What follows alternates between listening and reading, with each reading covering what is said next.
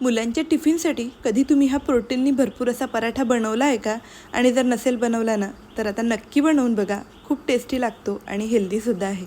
त्यासाठी आपल्याला उकळलेल्या पाण्यात 1 वाटी सोयाबीन टाकायचे आहे. 10 मिनटं तसेच झाकून ठेवायचे आणि 10 मिनटानंतर हे सोयाबीन छान शिजतात. त्यातलं पाणी काढून आपल्याला मिक्सरच्या भांड्यात टाकायचं आणि मिक्सरमध्ये जाडसर असं फिरवून घ्यायचं. कढईत तेल टाकायचं, जिरे टाकूया, त्यानंतर बारीक चिरलेला कांदा, कोथिंबीर 2-3 मिनटं तेलात छान परतून घ्यायचं. थोडंसं लाल तिखट, हळद आणि गरम मसाला टाकायचा. मसालेसुद्धा मिनिटभर परतून यात आपण जे मिक्सरमध्ये फिरवून घेतलेलं सोयाबीन आहे ना ते टाकायचं. चवीपुरतं मीठ टाकायचं आणि व्यवस्थित मिक्स करून आपली स्टफिंग तयार आहे. चपातीचा एक गोळा घ्यायचा आणि त्याची एक वाटी तयार करायची. जशी आपण पुरणाला करतो ना तशा पद्धतीने त्यात आपण हे मिश्रण आहे ते टाकायचं आणि बंद करून गोळा तयार करून लगेच पराठा लाटून घेऊया.